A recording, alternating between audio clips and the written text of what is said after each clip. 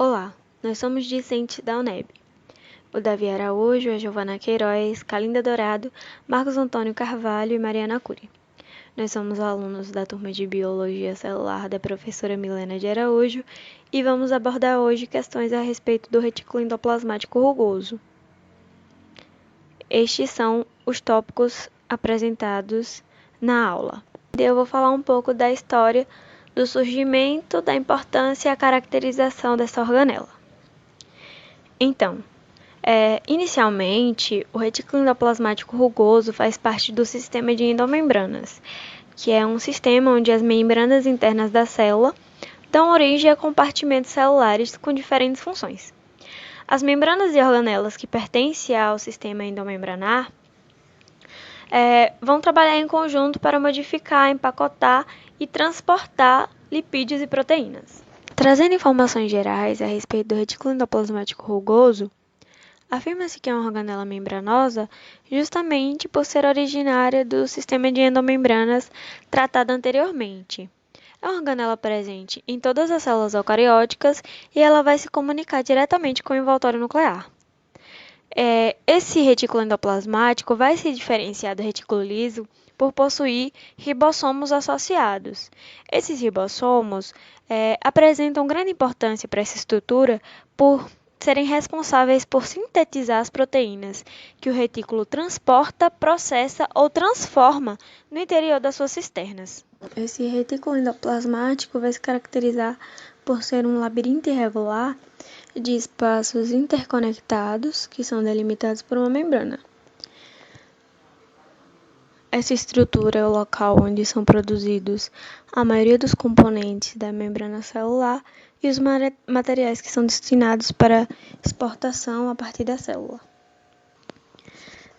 Justamente por essa função, essa organela vai ser bastante aumentada nas células que são especializadas em secreção de proteínas. Bom, me chamo Davi e dando continuidade ao trabalho, vou falar um pouco sobre as funções do retículo endoplasmático e como ele vai atuar na organização molecular da membrana, de acordo com o modelo do mosaico fluido. Então, para que possamos relacionar as funções do retículo endoplasmático ao modelo do mosaico fluido, precisamos antes entender a composição da membrana. Então, na membrana, teremos principalmente os fosfolipídios, apresentando uma cabeça hidrofílica e uma cauda hidrofóbica. Teremos também o colesterol, que está presente entre as caudas hidrofóbicas dos fosfolipídios. Outro que está presente são as proteínas, sendo elas o segundo maior em tamanho e estando presente em principalmente duas categorias, as integrais e periféricas. E por último, mas não menos importante, teremos os carboidratos, que são o terceiro maior componente da membrana em tamanho, estando geralmente presentes na superfície extracelular da célula, podendo estar associado às proteínas ou aos lipídios. Iremos agora observar o retículo endoplasmático, que se divide em duas partes: o retículo endoplasmático rugoso, sendo assim denominado pela aderência de ribossomos externamente, tendo como função principal a síntese proteica, onde essas principais proteínas sintetizadas no retículo endoplasmático rugoso serão as proteínas enzimáticas e as transmembranares. Já o outro será o retículo endoplasmático liso, assim chamado por não apresentar ribossomos aderidos às suas paredes, sendo também de extrema importância para a síntese de proteína membranar, dos fosfolipídios, ácidos graxos e esteroides, fazendo também a metabolização dos carboidratos e substâncias tóxicas. Diante disso, podemos notar que o retículo endoplasmático é de fundamental importância para a conformação molecular da membrana, pois, a partir dele, suas principais estruturas são formadas. Teremos então uma formação fluida, onde os fosfolipídios e as proteínas estarão deslizando continuamente uns entre os outros. Dando continuidade à fala do meu colega, meu nome é Mariana e eu gostaria de falar um pouco sobre a síntese de proteínas que são codificadas a partir do genoma nuclear.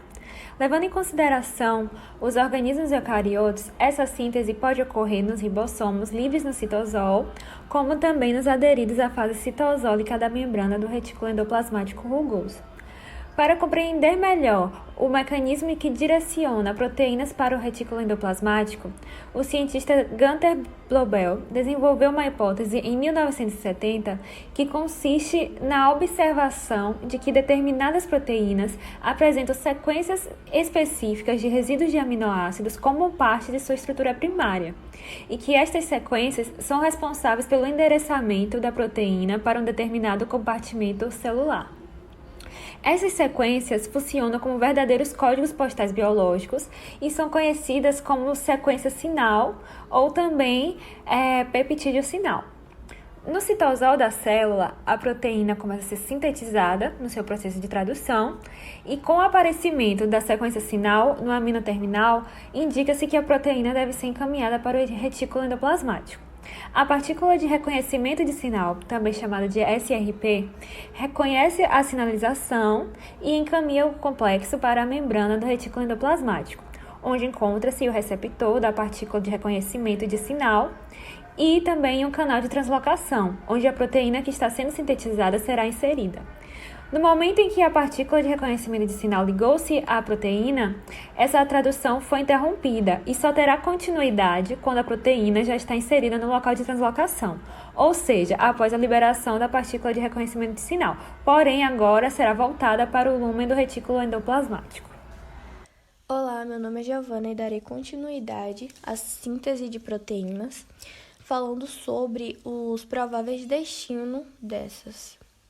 Sabe-se que quase todas as proteínas que são secretadas para o meio extracelular, geralmente ao aparelho Golgi ou aos lisossomos, elas vão acompanhar as proteínas que são destinadas ao lúmen do retículo endoplasmático. O lúmen é uma folha contínua que envolve um espaço interno único e ele é formado por membranas celulares. Enquanto as proteínas transmembranas, que funcionam no retículo, muitas delas vão ser destinadas à membrana plasmática ou à membrana de outra organela. Já as proteínas que são solúveis em água serão destinadas à secreção e para residência no lúmen do retículo endoplasmático ou de uma outra organela. Contudo, várias proteínas no lúmen do retículo endoplasmático estão em trânsito com a finalidade de chegar a outros destinos. Já as proteínas residentes no retículo, elas residem lá normalmente e estão presentes em altas concentrações. Elas contêm um sinal de retenção do retículo de 4 aminoácidos na sua região C-terminal, que são responsáveis pela retenção da proteína no retículo. Secreção celular e a relação entre o retículo endoplasmático rugoso e o complexo Golgi. Os principais eventos relacionados ao processo de proteína no retículo endoplasmático e encaminhamento para o complexo Golgi. Sabe-se que inclui o transporte, a modificação e a direção das proteínas. A maior porção da síntese de proteínas celulares vai ocorrer na superfície citosólica do retículo endoplasmático rugoso. E a maioria dessas proteínas, elas vão ser sintetizadas e posteriormente serão destinadas à secreção, principalmente ao aparelho Golgi, que posteriormente pode encaminhar essas proteínas aos lisossomos, endossomos, membrana plasmática, etc. Sendo que a principal função do retículo endoplasmático rugoso é o transporte e a sintetização dessas proteínas que serão encaminhadas ao complexo. Dando continuidade à fala da minha colega, a secreção celular, o retículo endoplasmático rugoso e o complexo de Golgi, eles são mais integrados do que nós pensamos. Sabe que a célula eucariótica ela é formada por vários compartimentos que estão a todo momento de vida sendo produzidos, né? Elas produzem várias coisas a todo momento. Enquanto a célula estiver viva, elas estão produzindo. O retículo endoplasmático rugoso, em trabalho em conjunto com os ribossomos, é responsável pela produção de algumas proteínas secretoras. Eu separei um trecho de uma das pesquisas que eu e minha equipe fizemos, está até nas referências, e essa parte que nós retiramos, ela fala assim: o retículo endoplasmático rugoso O retículo endoplasmático é uma organela onde proteínas secretoras ou proteínas de membrana são sintetizadas, são criadas, né, a partir delas. É impossível falar das secreções efetivadas pelo retículo endoplasmático rugoso e não falarmos do complexo de Golgi. O complexo de Golgiense é uma importante organela das células eucariontes e apresenta-se em maior quantidade naquelas células especializadas no processo de secreção. É nessa organela, né, que muitas substâncias produzidas no retículo endoplasmático, como as proteínas do retículo endoplasmático rugoso, são modificadas, armazenadas e endereçadas e logo depois direcionadas. Este complexo ele possui duas faces, a face convexa e a fase chamada de cis. Não, a face convexa é a mesma da face cis, e a côncava é chamada de trans. A face cis do complexo é a região onde se fundem as vesículas originadas do retículo endoplasmático rugoso e vão em direção ao complexo de Golgiense. A face trans é o local onde surgem as vesículas que saem do complexo de Golgiense, garantindo a secreção das substâncias para fora da célula. As substâncias produzidas pelo retículo endoplasmático rugoso são levadas por meio dessas vesículas, que se fundem ao complexo de Golgiense, na fase cis da organela, e só então elas serão secretadas, liberadas pela face trans do complexo, né, para a membrana ou para a parte do citosol da célula, e se forem levadas para a membrana, em seguida elas serão secretadas. Durante esse transporte da face cis até a face trans, é comum que haja modificações nessas substâncias. Isso se deve ao fato que nas cisternas do complexo de Golgi, né, como foi dito anteriormente por minha colega, são encontradas várias enzimas que participam de diferentes processos, como a glicolização, que é a adição de um carbono a uma molécula, a hidrólise também, que é a quebra das moléculas, quebra parcial das moléculas, podendo formar glicoproteínas ou glicolipídios. Na fase trans surgem vesículas que levarão a substância ao local adequado, né, como eu disse anteriormente.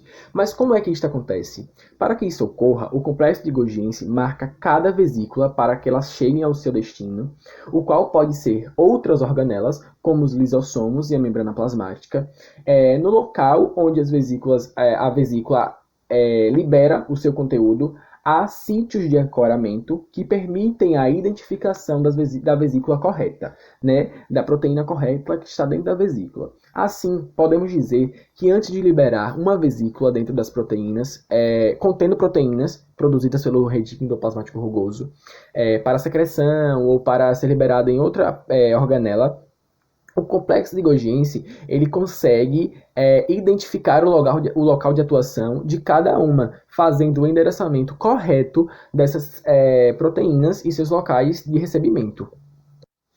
Respondendo também a alguns dos questionários levantados na formação desse trabalho, falarei um pouco sobre a relação do retículo endoplasmático rugoso e a saúde. São inúmeras as relações dessa organela, né, com a saúde dos indivíduos. Abordaremos aqui especificamente o retículo endoplasmático rugoso, as células beta, né, e o diabetes mellitus, que foi um artigo que nós encontramos, que também está na referência. Células especializadas em secreção terão muito retículo endoplasmático rugoso e complexo de Golgi, independente do seu tipo de secreção. Pode ser secreção de açúcar, de lipídios, de proteínas, hormônios, entre outros. Mas o que diferenciará as células será justamente o que ela estará secretando, pois cada retículo endoplasmático irá produzir suas substâncias específicas.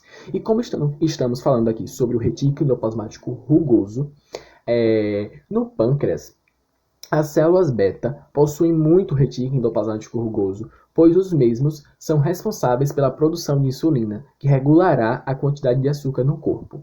Pessoas que não produzem a quantidade adequada de insulina entrarão em um quadro de diabetes, né?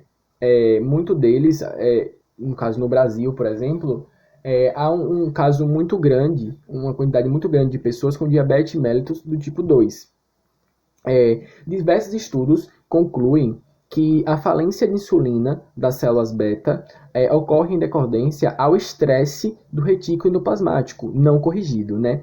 Esta não correção pode ser o acúmulo excessivo de proteínas que, após serem desdobradas no interior do retículo endoplasmático rugoso, não são secretadas, não são levadas e leva à crônica ou à forte ativação dos sinalizadores da função reticular. As respostas de estresse de retículo endoplasmático é uma consequência de diversos estilos de vida, tais como a poluição do ar, o consumo de álcool crônico e de fumar, evidenciando a associação desses fatores com o desenvolvimento de doenças metabólicas. Existem algumas saídas para uma proteína, né, após ser sintetizada no retículo endoplasmático rugoso. Ela pode ser levada para o meio intracelular, para o complexo de Golgi e futuramente secretada, ou ela pode sofrer apoptose. O acúmulo de proteínas desdobradas e não secretadas devem vir a causar muitos estresses, né? Eu trouxe aqui dados, números reais, né, do IBGE, que diz assim, que até o ano de 2040, a estimativa é que 642 milhões de pessoas ao redor do mundo, do planeta, estejam com diabetes. Portanto, a previsão é que mais de 570 milhões serão detectados com o tipo 2 da doença, né? Como eu falei anteriormente, que é o mais encontrado, que é o mais, entre aspas, normal. Tem alguns dados também da Sociedade Brasileira de Diabetes que indicam que mais de 12 milhões de brasileiros já possuem diabetes. Então é algo que nós precisamos estar sempre falando, sempre alertando para que possamos ter cuidados. Ademais, segue aqui as nossas referências, né? As referências que nós utilizamos para montar o nosso trabalho, para que as dúvidas possam ser sanadas, né? Também com o uso das referências. E desde já, muito grato e tchau, tchau, prof. Em nome da equipe.